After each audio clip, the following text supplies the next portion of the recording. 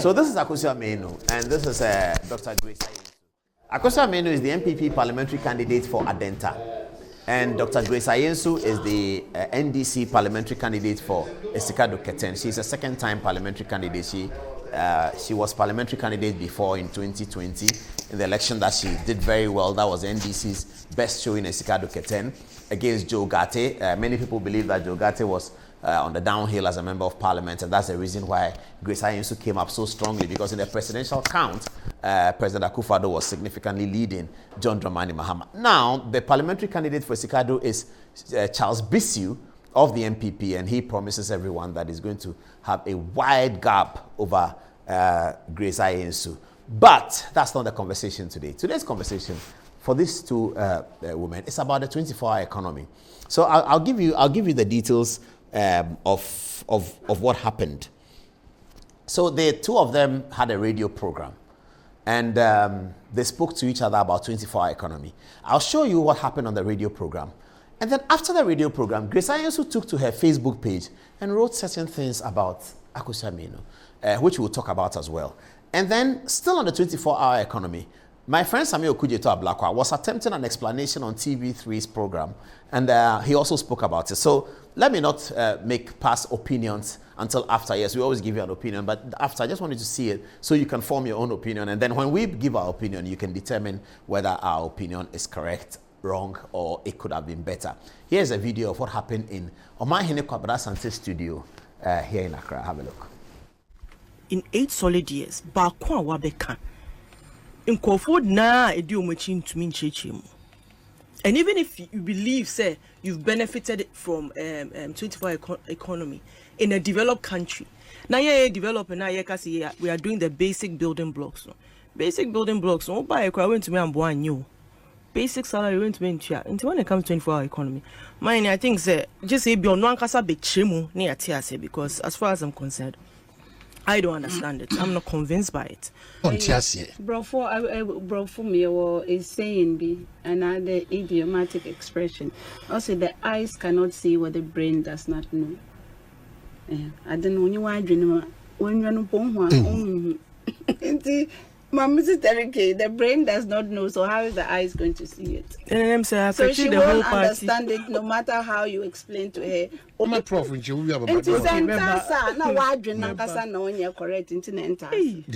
prof. The eyes cannot see what the brain does not know. With the prof, I think I've just been insulted. But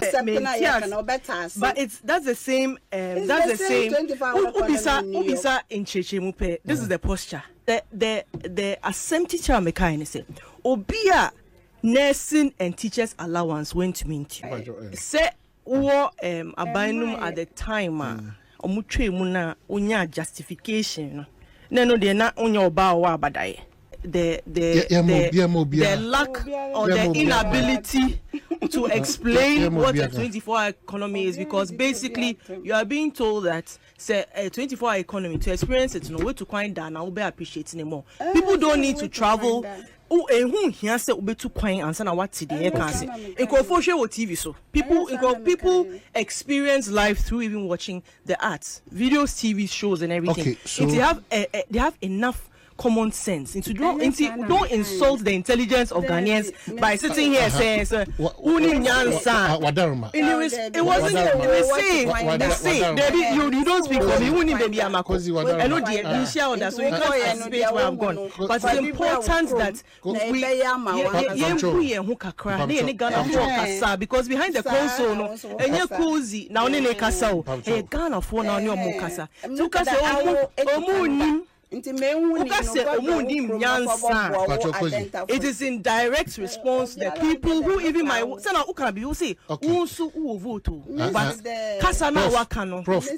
I guarantee you say it will take people's minds away. You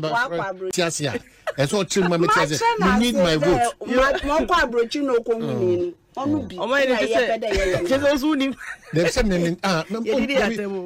I insist that, especially in these times, measured in what we say. So you saw that conversation in the studio. The Grace Ayensu here was asked to explain 24-hour economy. Or no, actually, Kozie Manu was making the point that the NDC has been in opposition for 8 years. they've not made any policy. This is the first thing they are talking about that looks like policy. For them not to be able to explain, it suggests that they have not. I mean, you've been working at it for 8 years. You've been running campaign for 4 years at least, looking to the next election. You have designed a policy: 1 district, 1 factory, 1 village, 1 dam. Come and explain what 24-hour economy is. It's always a struggle. Maybe they should hire me. I can explain it for them. Well, maybe I can't do 24. I can do 12-hour economy. I can explain why we should have a 12-hour economy at the minimum. But they can't explain. So here, Dr. Ayensu says that the mind cannot see, the eyes cannot see what the mind cannot comprehend. It means that she's a policymaker, she's a politician making policy for us. We should go and grow our mind so that we can understand this. She's not interested in breaking it down for you to understand. If your mind is a rubbish mind, you can't understand. So if you don't understand 24-hour economy, she won't explain. She will just tell you that, okay, 24-hour economy, raise my hand, those who don't understand me, I raise my hand, I don't understand. Okay, you don't understand means that your brain is not working. You haven't been to Adom-Otchere before. That's why you don't understand. Is that the explanation she's giving? Nothing to do with NDC or MPP. It's an insult to Ghanaians, isn't it? Politicians cannot behave like that. They ought to be responsible. Grace Ayensu ought to be responsible as a politician. Explain to us. Listen, Kozie, listen to me. 24-hour economy means this. Let's take an example. So you are selling plantain. 24-hour economy will give you this, that, that. So you're a journalist. 24-hour economy will give you this, that, that. You're a doctor, like her. 24-hour economy will give you this, that, that. And then when you ask them to explain, they say, you don't have brain, so you don't understand. You are pretending you don't understand. But they have not put any explanatory narrative for you to engage with.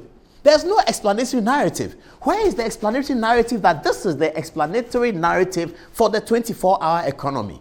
This is what Tony Edu used to talk about the NDC, that they are failing on the policy. They are policy thinkers. Maybe they should hire Manu to put it together for them. Frankly, we'll be able to do that. But this kind of thing, we want an election where we are debating policy. So they should deal with it. 24-hour economy is a headline, it's a title. What does it entail? Just tell us.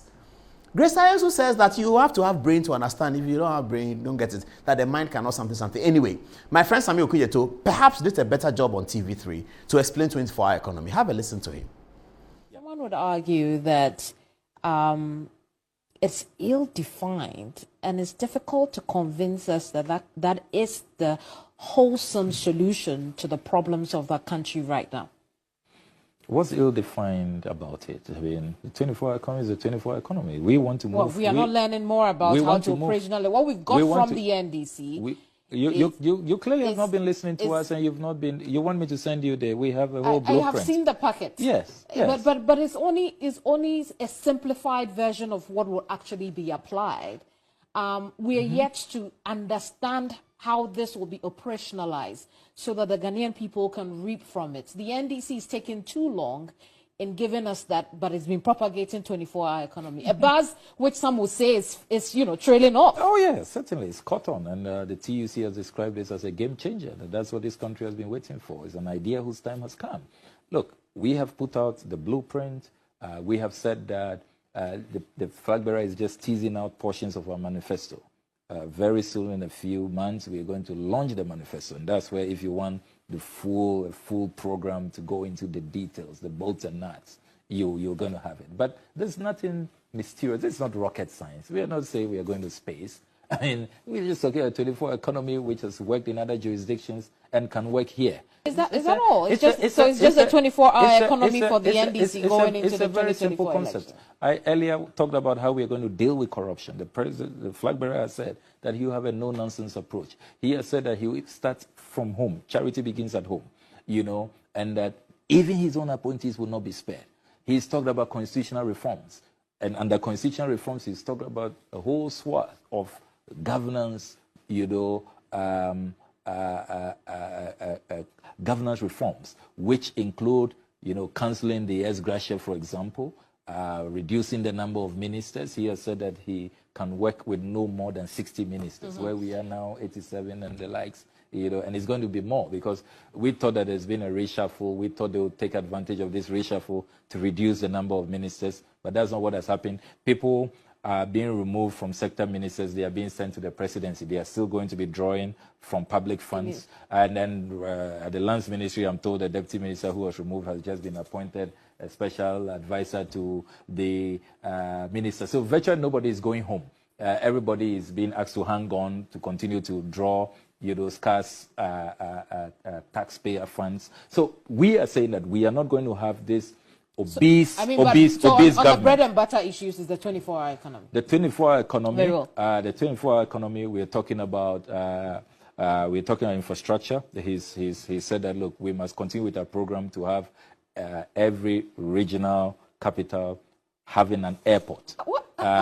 He's talked about the need to have in agriculture, to have farm banks. So I keep asking cooperatives. So we have not put out our comprehensive manifesto. I totally understand. So you see, when you ask them 24-hour economy, let me have Grace Ayensu's photograph first. I'll come to this. When you ask them 24-hour economy, that's a black one you saw. He's an intelligent man, and look at what he was saying. He ended with ministerial reshuffle and how many ministers does the president have. Then he said they're going to have airports in every regional capital. Yes, that's a good thing. How does the airport in every regional capital connect to the 24-hour economy? How do I, journalist, news reporter, how do I benefit from 24-hour economy? How does a teacher benefit from 24? How does a trader benefit from 24-hour economy? How does a young worker at the bank benefit from 24-hour economy? What is the impact that 24-hour economy is going to have? You can ask that question in 2016. You say one district, one factory. What is the impact that one district, one factory is going to have? You're going to have a factory in a district to create employment for people. You're going to do this, that. So how many of the factories have been done? Even if it's one, let's go to that one factory and see whether it has had that impact. Did Ghanaians understand when they said one district, one factory? Was it explained to them? Yes, it was explained to them and they understood it. But when you ask them 24-hour economy, it is as if they borrowed it, as if they heard me talking about it and they picked it. I'm sorry to say. It's like they heard me talking about it, so they picked it. What is all the professors in NDC? Professor, this is one of them. All the professors in NDC, Professor Jinan Opoku-Agyeman, Professor Grace Ayensu, Professor Joshua Labi, Professor, they can't define 24-hour economy. The host of the program was saying that it is ill-defined. And Ablakwa said it is in a manifesto. It is coming. The manifesto is coming at some point. It's coming. When they said one district, one factory, did they say wait for manifesto? That's the point. And then young woman Akosha Manu talks about it. She says that we are not sensible. We have not lived abroad before, so we don't know. We should go abroad. When you go abroad, you know. We should buy a ticket and do passports and go abroad before we can understand the policy that the government, the people who want to come to government are showing us. The policy that the people who want to come to government, the policy that they are articulating. We should do passport, get visa, buy tickets, and go to Adom-Otchere. That's what Grace Ayensu is saying. We should go to Adom-Otchere before we go and understand the policy, 24-hour economy. They are looking for our votes. They're not looking for Adom-Otchere people's votes, our votes. They want us to vote for them. And they say they will do 24-hour economy. Okay, what does it mean? Oh, you don't have common sense, so you don't understand. Oh, go abroad and, oh, manifesto is coming. 24-hour economy means that we'll use 60 ministers. We won't use 80 like Akufo-Addo. We won't use 200 like Kufuor. We'll use 60. We'll have airports. What does it mean? It is truly ill-defined. But let's give them the time. They say that they will show us soon. All right. So after the conversation in the studio, Grace Ayensu goes on her Facebook page. Professor Doctor, I'm not sure why she calls herself that, but Professor Dr. Grace Ayensu Dankwa with somebody called Alma. This is what he writes.